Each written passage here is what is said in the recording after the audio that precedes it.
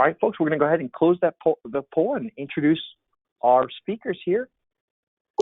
Greg Kyler is the co-founder and CEO, and Greg has 10 years of experience in finance, corporate strategy, and operations. He began his career in the U.S. Treasury Department, where he assisted in the restructuring of General Motors and Chrysler. Subsequently, Greg joined Lazard Freres, a global finance services firm, where he provided strategic and financial advice related to corporate strategy, financial restructuring, and mergers and acquisitions. Thereafter, Greg oversaw strategic planning, operational and financial analysis, growth initiatives, and acquisition strategy for Alita Care, a national provider of behavioral health services. Among other successful initiatives, Greg restructured the company's revenue cycle operation in response to changes in payer behavior. Currently, as co-founder and CEO of Prosperity Behavioral Health, a leading provider of revenue cycle and back office services and consulting to mental and behavioral health facilities, Greg leads the company's data and analytics efforts, as well as supporting clients in strategic decision-making and operational improvements. We also have Kyle McHenry, SVP of Prosperity Health and CEO of Vertex Healthcare. Kyle McHenry has more than 8 years of experience in revenue cycle management, focusing in the mental and behavioral health space. Starting as a CAA-DAC counselor at a treatment program in Laguna Beach, Kyle was quickly promoted to a supervisory role where he has also functioned as an admissions coordinator simultaneously. After successfully handling these dual roles, Kyle then moved on to handle utilization review before ultimately becoming the director of billing. Kyle expertly managed and transitioned from using third-party billing companies to managing operations in-house for Windward Way, Treehouse, and True Recovery by employing a holistic and comprehensive approach to RCM that ensures every client receives the same level of service from the smallest single provider office all the way to 300-bed full continuum regional and national providers. Kyle founded Vertex Healthcare Services in 2016 and as CEO grew the organization to support more than 25 facilities before merging with Prosperity in 2020. Now Senior Vice President of Prosperity, Kyle manages all West Coast operations for the business and is responsible for the success and continued growth of all the mental and behavioral health programs for which he and his team manage the revenue cycle and utilization review. So on that note, welcome, Kyle and Greg. We appreciate having you guys here. Thanks so much, Nestor. Really appreciate being here. So thank you again, Nestor, for that introduction. Thank you, Kipu, for having us. Thank you all of the attendees for joining us. We're really excited to have this conversation today. And really, it's going to be a conversation. There are two of us here, and we're not going to do a long presentation. We've got one slide that we'll put up on the board in a second that will really just sort of highlight a few key topics and points that we want to make sure that we discuss. But Kyle and I often, we both of us are alike in the sense that we function best in sort of a dynamic, in a back and forth. And so that's really what this is going to be. It's going to be a conversation between me and Kyle. The objective of that conversation is to bring out a few key points that will help you maximize cash collections. That's the name of the game, and it's the name of the session that we're in today.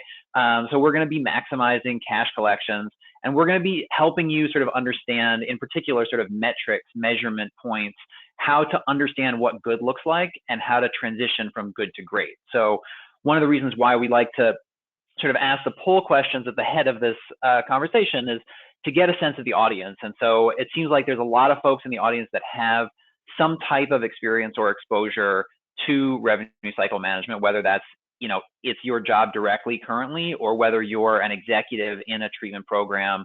And obviously, sort of by definition, in that context, cash flow is part of your job. Billing and collections are sort of in your universe. So you probably have some level of knowledge and experience with revenue cycle management, which is great. We're going to try to sort of pitch it to that, the conversation to that level. But please, if there's anything that we are sort of talking about that's not clear, that we're not explaining fully, if there are acronyms that we're using or concepts that you're not familiar with, drop a question in the questions box. Nestor mentioned this at the outset. Like we're really, really excited to sort of get questions from you. I've got a few, sort of topics that I want to make sure we cover, but we want to get questions from you so we can make this as helpful as possible. And obviously, we're going to leave our contact information, and the Kipu folks have our contact information. So if you want to reach out to us afterwards and continue this conversation, we're delighted to do so. It's one of the things that I most love doing is just chatting with people about these issues and helping them think through how to optimize their businesses and improve their cash flow. So as far as the other poll question, in-house billing versus third-party provider, looks like about 2/3 of the audience is using in-house billing currently, which is awesome. You know, the metrics that we're going to be talking about, the techniques that we're going to be talking about, are really applicable in either context. So if you're using in-house billing, you can take these metrics, you can measure these yourself, and you can use this very directly to sort of improve your performance, quantify how you're doing now, and get yourself from good to great. If you're using a third-party provider, we always like to, you know, give people good questions to ask, right? So even if you're not doing this yourself, you can ask for these metrics. You can and should demand the data that you need in order to, you know, comprehensively measure performance. And you know, hopefully this conversation will give you some, you know, some ideas about how you can hold your third-party provider accountable more effectively. So with that, I'm gonna just flip to our one slide here.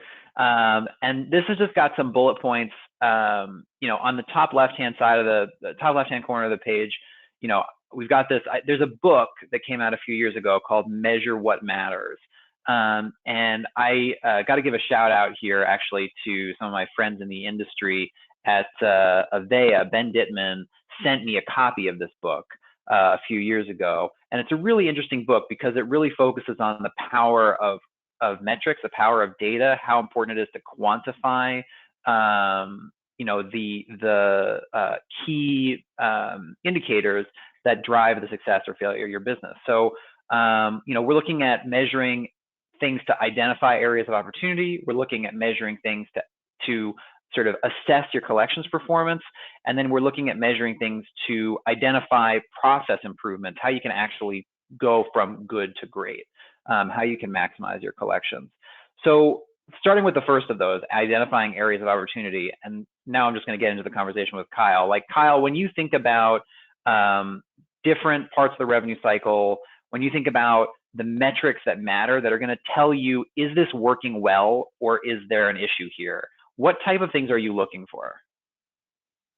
So just chiefly right off the bat, the things that end up really standing out, and you know, obviously are you know, money, cash flow. How much money are you making? That number in and of itself isn't necessarily valuable unless it's contrasted against what did you bill out, what was your gross versus what was your net. Those two numbers will tell you a lot about whether or not what you're submitting is being paid, and if it is being paid, is it being paid at what it should be paid or what you're expecting to be paid. Beyond that, you can look at different metrics such as, you know, bed count, and you can estimate bed count against what gross revenue should be. You can look and see whether or not the number of VOBs are converting to support the bed count, right? Do you need to upscale? Do you need to downscale? You can look at all of those metrics and determine that, you know, that information from those. Some of the other things include utilization review, authorizations, right? We have some benchmark averages that we look at when trying to determine, like, do our internal staff, you know, meet the grade? Are they up to snuff? And obviously there's a lot of you know, latitude in terms of whether or not a patient is going to meet the average, but you can generally view that stuff with a little bit of context, right? Like, has this patient had a lot of treatment? Is this a payer that we know, you know, based on our accumulated numbers, is this a payer that we know isn't going to authorize a lot of days? But overarchingly, you can see, you know, kind of you know, some very key performance metrics just from that little bit of information. So let's talk about how you measure that stuff, right? So when you're looking at, you know, our internal metrics, for example, when you're evaluating our team, how do you, like, what data sources are you looking at? Like, let's get into the nuts and bolts of it a little bit. Like, how do you actually go look and see, for example, utilization review? How do you go evaluate whether somebody's getting an adequate length of stay? How do you go evaluate the gross versus net collection performance? Like, what are the data sources that you use? What's the math that you do? How do you, you know, really attack that question? So for an in-house billing situation, that is going to be a much easier problem to solve because they're just going to have access to everything at their fingertips. Somebody leveraging a third-party billing provider, you know, they're not all created equal. Some of them are more willing to provide data than others. Historically speaking, we provide our clients with everything, but not everybody feels that way about the data. But basically, you know, for the first example that I gave, the you know, gross versus net, that's, I mean, whatever billing software you're using should be able to generate a report that represents your gross charges, right? In total, in summary, how much you've sent to payers, how much you've sent to Medicaid, commercial insurance companies. Usually for this particular calculation, you don't want to include patient payments, it screws your numbers up.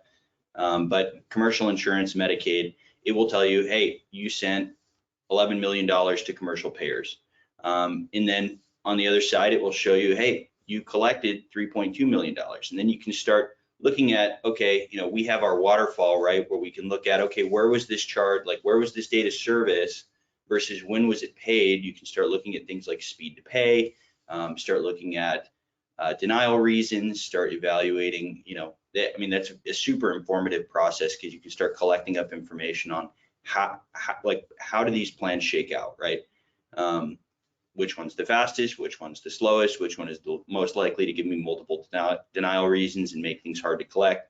And then in terms of utilization review and authorization links and utilization and things like that, which tells you whether or not you need to target AMA blocking.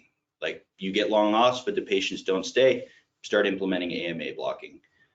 You don't get long authorizations, then you can start looking at why is that? What is the denial reason?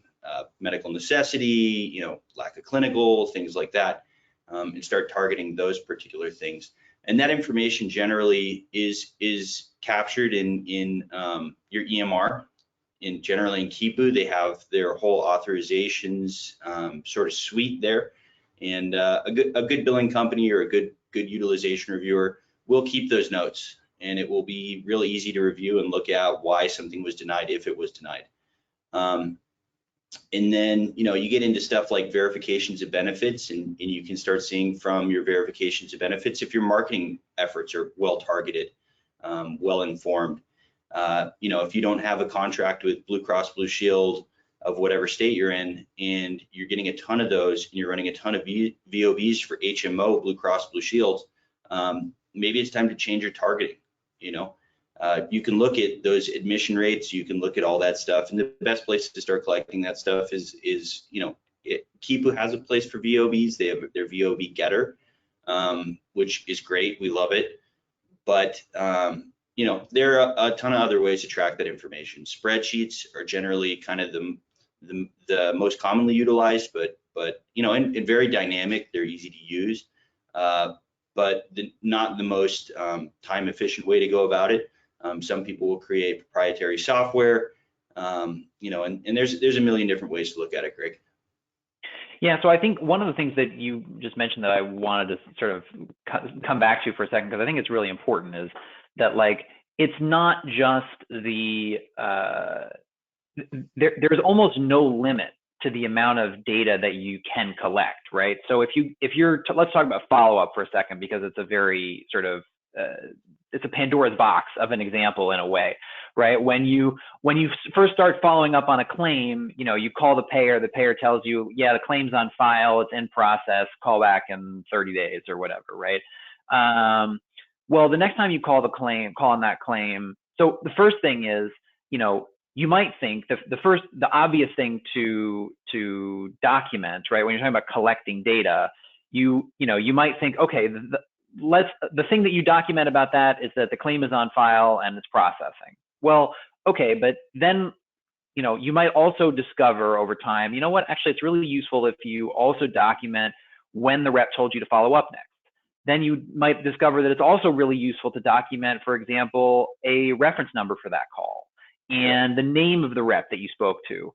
So, you know, let's talk a little bit more about that. Like, what kind of data should people be collecting? And if they're using a third-party billing company, what kind of data should they be demanding from that billing partner so they can really understand what's going on with their claims? Totally, yeah. So the way that we do it is all of our nodes are exposed client side. So we've got, you know, everything that we collect. And all of that information ends up being backed up by a recorded call. You might think, well, in this state, we don't have, the right to record people without consent. But the fact of the matter is they're recording you. And the way that I understand it is that because they're recording you, you can record them. Now, I would check with my lawyer before I made any actions on that, but that's my understanding. The things that we typically will collect end up being, as Greg referenced, who answered the phone, right? Who is the representative that I spoke with? Usually they'll give you a first name and a last initial. We will get a reference number, as Greg alluded to, and we will collect any other context that's relevant to that claim. So, for example, if we have a claim that was recently submitted, generally we're just going to find out if they received that claim, if that claim's in process. And then following that, we're going to start looking into, after the first time we've called, the payer confirmed, hey, we've got this claim. We'll collect the representative's name, we'll collect the date that the call was made, the time that the call was made, and the reference number from the call. So that way we can go reference a recorded call if we need to later.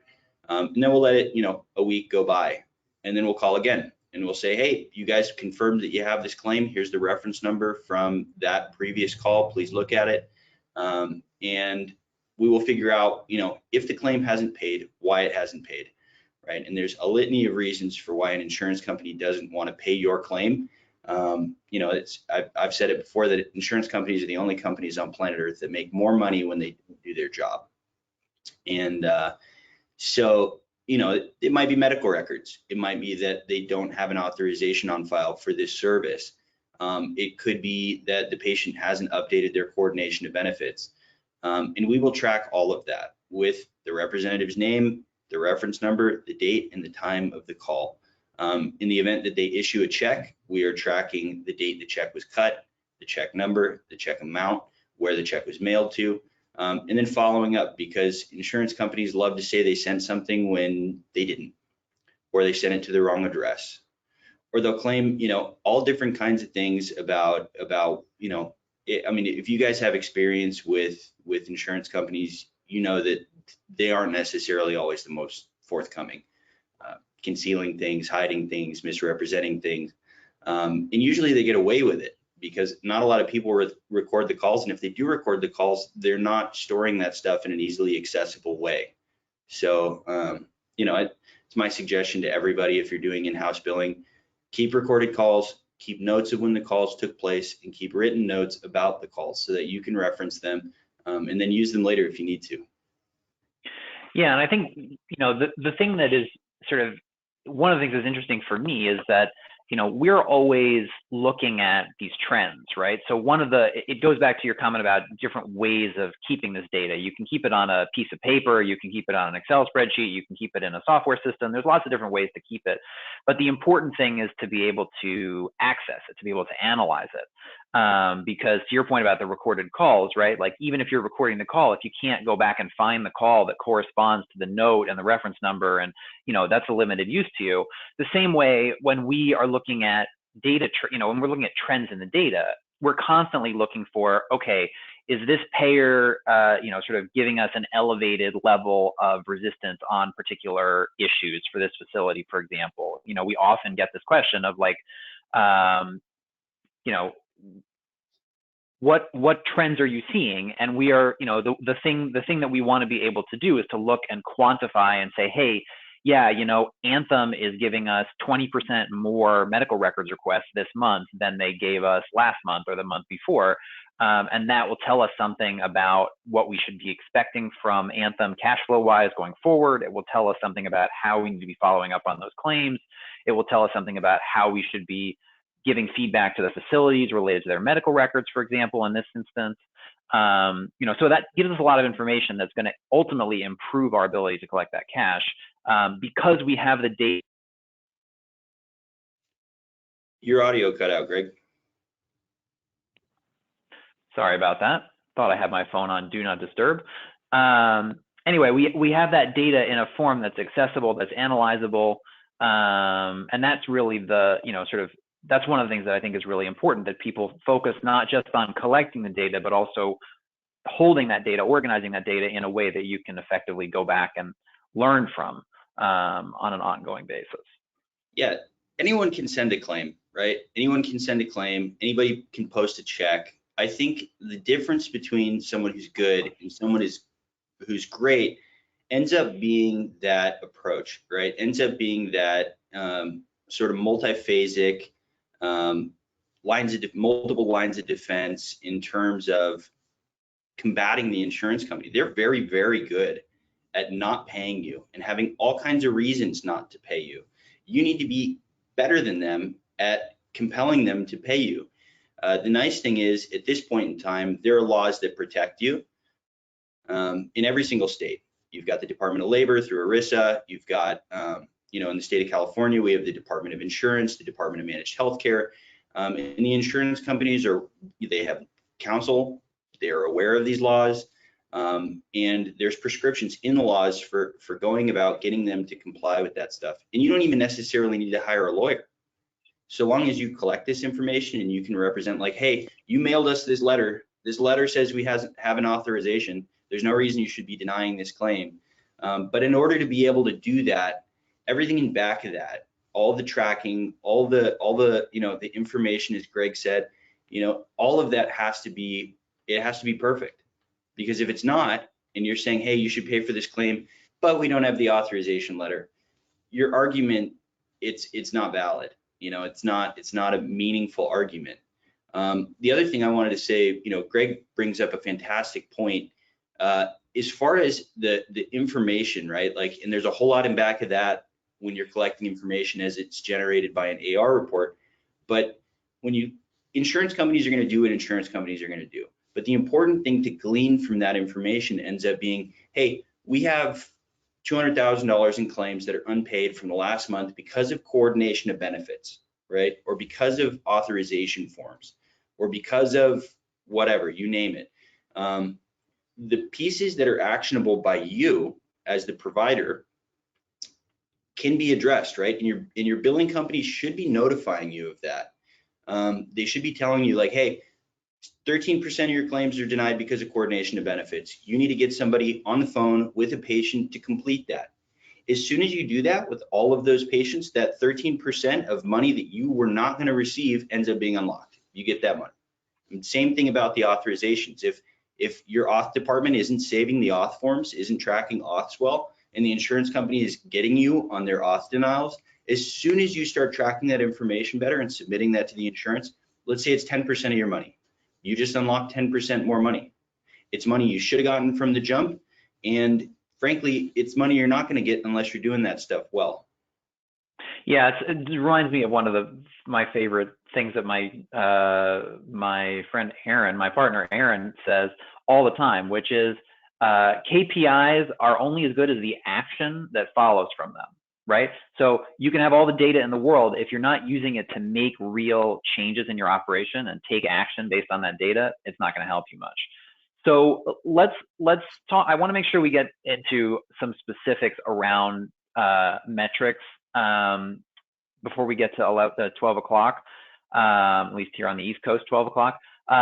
So let's talk about some of these bullet points that I have here on the bottom of the page. So you mentioned this before about sort of gross charges versus collections. This is one of the favorite questions that everybody loves to ask us, right? Is like, what should our collections rate be?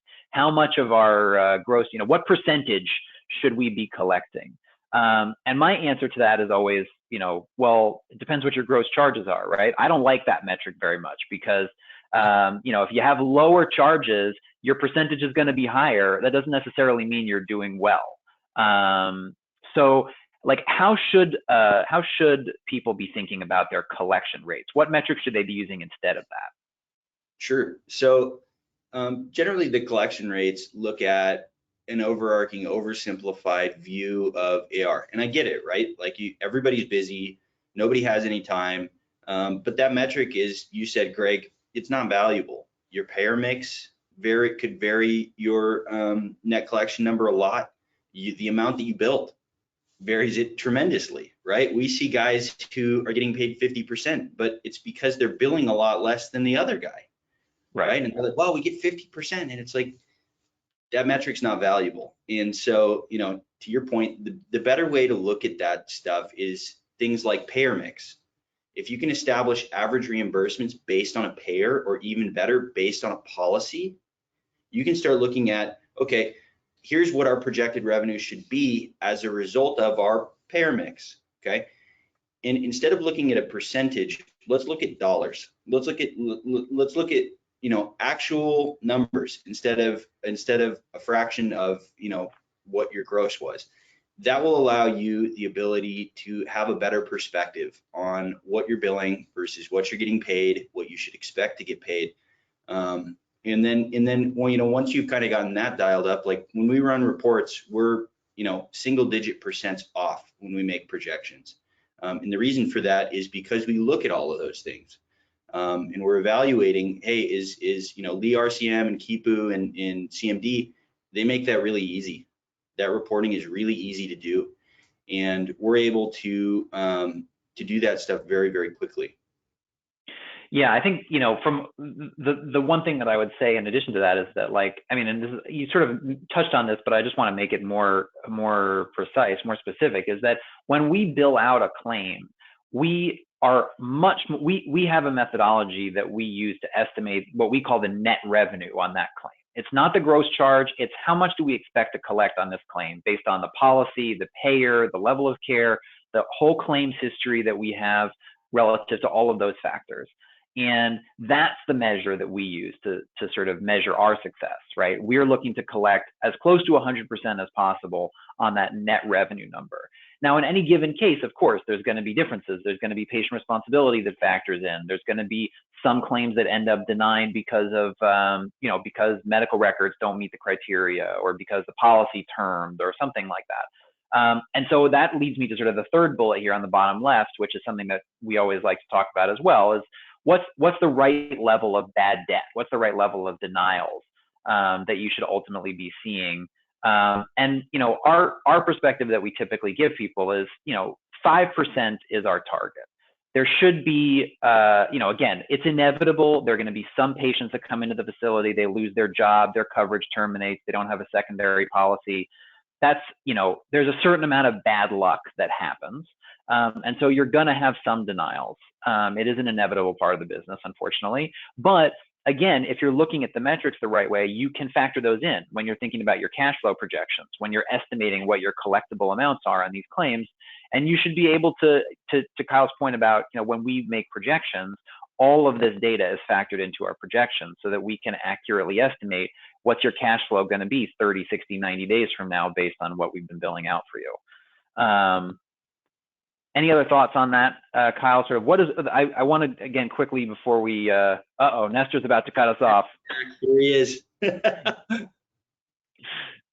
guys are good. You guys have plenty of time. We're good. All right. All right. Yeah. Well, I just want to, so Kyle, just give us a couple of quick thoughts on some of these, metrics about what should you be targeting, right? What does good look like? So, in terms of numbers, to make things simple, right? If you're at 90%, 85, 90% of the claims you send get processed and paid, it's good. It's okay. As you start approaching, the law of diminishing return says, as you start approaching 100%, the level of effort taken is high. And actually, in this industry, as you start approaching 95%, it starts getting more and more difficult. Greg nailed it. Right, 95%. There are probably about 5% of plans where a patient will come in, they had insurance when they got there, they lost their job, or the insurance company when they came in represented that they had a benefit that they don't have. Now, that particular scenario goes back to data and record keeping, and then your legal protections, right? But we'll, for all intents and purposes, include that in that 5%. That, as far as I'm concerned, 95% in this industry is 100%. Awesome. And so the last thing that I just want to quickly talk about, make sure that everybody sort of has a picture of this, is once you identify what good looks like, and once you are able to compare your own performance against those benchmarks, because now you've been collecting the data, you've been doing the analysis, you sort of hear from us what you should be expecting or what you should be targeting in terms of your collection rates, your write-offs, things like that. Then the question is, okay, so how do you move from good to great, right? If you're at 85% today and you want to get to 95%, I've listed a couple of bullets here, and Kyle, feel free to talk about these or any others that come to mind. But like, what should you be measuring, and what numbers should you be focused on in terms of your staff's performance, your productivity, your operational metrics, in order to improve the quality of your cash collections performance? We could go on all day. We could go on all day about this, but I think probably rather than doing that, it's more valuable for us to have like another conversation, right? A general conversation about everybody's overarching, summary problems is not going to be valuable for everybody. We provide a health check. So if you guys are wondering, hey, is our VOB performance good? Is our UR performance good? Is our follow-up performance good? What can you tell us about how we could make it better? We provide health checks. So all of the data, all of the metrics, all of the evaluations that we do for our clients, for ourselves to improve our performance, we can do for you. Whether you're in-house or third party, doesn't matter. We can look into that stuff for you and give you a comprehensive evaluation that you can, take it to the bank, right? We can do it again in 90 days and see if you improved. As far as we're concerned, no charge for that. We want to see the industry succeed. Awesome. Thank you, Kyle. And I'm gonna, if anybody is interested in the health check, or frankly, I know there are a couple of questions that came through the questions box that we weren't able to touch on during the conversation. If you want to follow up with us, I said this at the beginning, there's nothing more that I like to do than like sit around with people and talk about their business and help them sort of work through these problems. Kyle will tell you that I'm always the guy who is sort of much more eager to give away free advice than to make a sale to a prospective customer. So give me a call, send me an email. Same is true for Kyle. We have our website up here. We have our main number and our sales email as well. If you want to go through that health check process, our team can definitely help you out with that. And it'll be us. It'll be me and Kyle and Aaron and the other senior members of our team who are reviewing that data with you at the end of that process. Because obviously it's important that you get the perspective from, the folks who really know, and have sort of built these systems and processes and help people, achieve these results. So, again, contact information is here. We're happy to share the presentation. It's just a couple of slides, but thank you so much for joining. Nestor, I'm going to give it back to you. Great. Before you guys go, there were a couple questions. If you still have time, do you mind if we go through a couple of these? Yeah, I got a couple of minutes. Yeah. Sure. So one of the questions says, we still get denied even when we do obtain a prior authorization. The payers will say, even though we obtain one, we're out of network, so they will not pay. How would you suggest we go about handling that? So this is actually a great question. Amy, thank you for that. I think if you're looking at a plan where you ran a VOB, the VOB said the patient had out-of-network benefits, they delineated that there was an authorization required for that service, they give you a phone number to call, you called it, you got the authorization for the service, and then on the back end, they're saying, hey, we're not going to pay for this claim. My first question to you is, do you have the form that they mailed you substantiating your authorization? And if your answer to that question is no, don't worry about it, it's okay. Did you track the authorization number? Did you track the representative you spoke to? Did you track when you spoke to them? Did you record the call for when you spoke to them? If the answer to all of those questions is no, you can still call the payer at the authorizations department, try and get a copy of the form, try and go back and recreate what happened. But that shouldn't be the case, right? If you set all the ducks up the way they're supposed to be, your ducks should be in a row. Everything should be set up. The claim should be easy to pay. And if it's not, then you should be able to substantiate your claim that there was an auth, that it should be payable with that information. Excellent. We've got another question here. Thank you very much for your information. I took down some notes that I believe will help me out with the cash flow. One of our biggest problems is recoupments because the payer states the Medicaid client was incarcerated during the dates of service. We appeal each one and prove the client was not incarcerated. However, the state records show they were incarcerated, so we don't have a way to argue that point. They almost always recoup, and we can't do anything about it. Any advice? Yikes. It seems like a unique situation, right? That sounds awful. I'm really sorry that that's what they're doing. But so again, it comes, Kipu's great. Kipu's got signatures, Kipu's got, all kinds of data validation features, an audit trail that can help you prove that a patient was actually there. And in the event that they're telling you, nah, the patient wasn't there, if it was a commercial insurer, I'd say that the problem is a little easier to solve, but being that it's the state, it might be a little harder to solve. Having the information to be able to prove that the patient was there, right? A photograph, a signature, all of this other stuff that Kipu does for you. Package it up, put it in, collect up the recoupment requests or the proof of the recoupment by force, and submit it onto Medicaid and let them know, hey, this patient was here, they were not incarcerated. I don't care what the state says about, inmates, and we should be paid for this claim. And then see what happens, right? If they don't acknowledge your appeal, which is technically what it is, it's an appeal, then the next step ends up being getting more professional help, right? Getting help from third-party billing company who has this experience, getting help from a law firm potentially who has the experience. There's a number of different ways to go about it depending upon how they respond to you, and we'd love to talk to you about it. Numbers are at the bottom. This sounds like an interesting one. The only other thing that I would add to that, right. Sorry, the only other thing I would add to that, Kyle, is just that the other route that I would think about pursuing would be to take it up with the network department and with the Medicaid payer. So, if you're a Medicaid payer, if you're a Medicaid provider, that means by definition that you are, sort of credentialed with Medicaid, that you are, effectively in network in commercial insurance terms.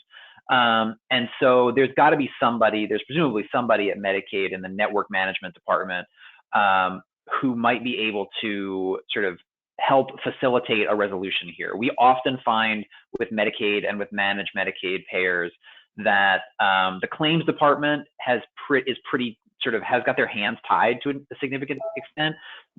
So we often our approach often is, if we work it through the claims department and don't get a sensible resolution, our next step, similar to what we would do with commercial insurance, frankly, if you were in network with commercial insurance payer, we take it to provider relations, we take it to the network management department, and we'd see if we can get somebody who's got a little bit more autonomy, a little bit more authority to get involved and to help fix that. The other thing that that occurs to me in the context of this example is, I don't know if this is true in your case specifically, but in many cases with Medicaid, with treatment providers that accept Medicaid, there is some direct relationship between the corrections department and the provider. Some of our clients who are Medicaid providers get a significant number of their referrals directly from the corrections department as part of diversion programs or other things. And so if you have a contact at the corrections department, or if Medicaid can provide a contact with the corrections department, that might be another avenue that you could pursue to sort of remedy the record keeping aspect of it on the government side. That's great. Yeah. Greg, so when you would go to like your Medicaid rep, what, like the things that you should package up are like the proof of the authorization, the proof that the patient was there, right? Or is there other stuff that they should consider packaging up as well? No, I would say the way I would think about it would be exactly if you were having a provider relations issue for a commercial insurance in-network provider, you put together a spreadsheet of all of the claims that were affected so that you have, the key demographic information for the patients on there, and the, dates of service and the claim numbers and the authorization numbers and things like that. And then you work that spreadsheet with the network management people. Makes sense. Hey guys, we've got a couple of questions coming in here last minute, so I'm going to try to touch these quickly. One, can Kyle touch on recoupments for commercial payers? Yeah, definitely. So, I want to start with kind of the laws that protect you, right? The information that lawmakers agreed upon as reasonable regulation for you and your rights. If an insurance company is requesting a refund, it depends on your network status, right? So in a lot of contracts, you waive your rights to dispute some refund requests. Basically, if the insurance company, what you signed to, and it may not be legally enforceable, what you signed to is that the insurance company may make a refund request, you have to oblige. That's what you signed up for. Whether or not that's legal, That's a question for a lawyer. But generally, the way that we address these is the insurance company will inevitably, for whatever reason, arbitrary, all the time, hey, you owe us money, give us the money back. And our immediate response and reaction is to draft a letter that summarizes why it's not, where, you know, if their claim is that the reimbursement they submitted to you is inappropriate, we are citing, you know, state law, case law that says, hey, you know, and we've had an attorney draft a document for us, and we're citing those things, right? And we're also citing, hey, you know, you're the insurance company. You should know what you should reimburse us and what you shouldn't reimburse us. You reimbursed it to us, so, you know, prove that it's not right. You know, show us the usual and customary. And what they'll do is they'll dance around the question. And in the state of California specifically, there's a 30-day turnaround, right? I have 30 days to respond to the insurance company. They have 30 days to respond to me. There's no resolution in the law that I know to resolve that problem. We're just going to keep responding to each other until somebody gives up, and it's not going to be me. Yeah, so I just want to pick up on that real quick. Like the thing that I always tell people is the next best thing to not paying the money back is to pay the money back as far in the future as possible. And so, you know, exactly what Kyle was saying is sort of the first line of defense, which is, you know, use every available lever that you have as a delaying tactic, right? Whenever they send you a request, you send them a response. When they send you a response to your response, you send them another response. And there's you can sort of push things out a pretty significant length of time based on that. And they may eventually decide that it's just not worth their time.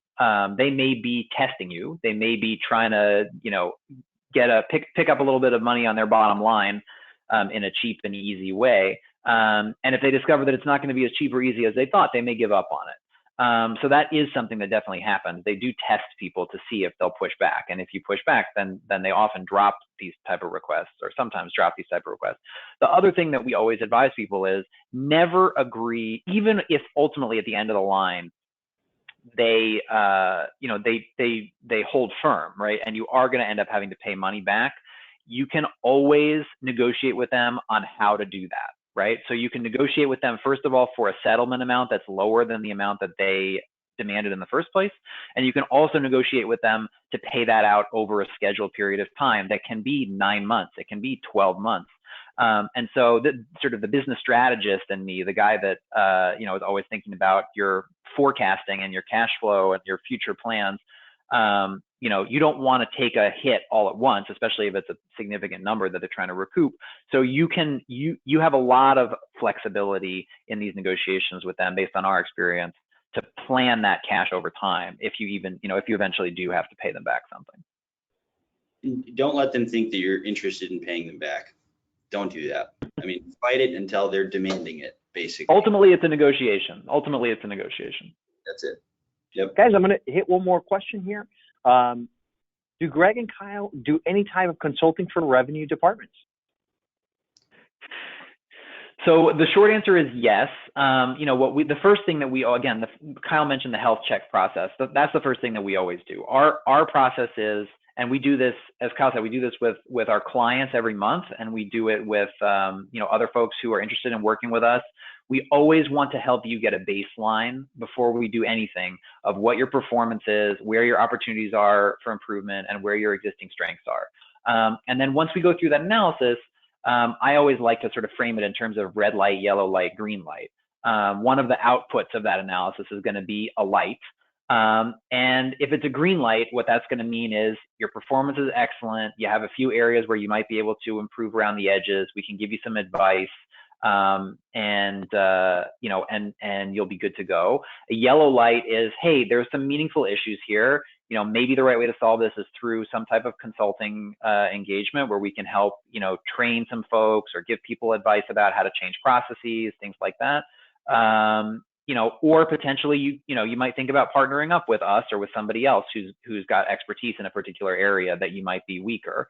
And then every once in a while we run into a situation that's a true mess, and that'll be a red light, in which case our recommendation will be pretty clear that they need to get some expert help.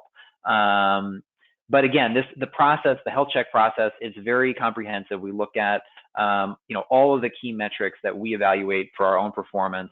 And as Kyle said before, it's we don't charge for it, and there's no obligation associated with it. It's something that we like to do to, again, help people get a sense of where they stand, and then they can make informed decisions about how to move forward from there. Excellent. Gentlemen, I want to thank you guys so much for your time and your participation and your feedback to the community. Obviously, there's when it comes to billing, there's a huge amount of questions and that come up as you've seen here.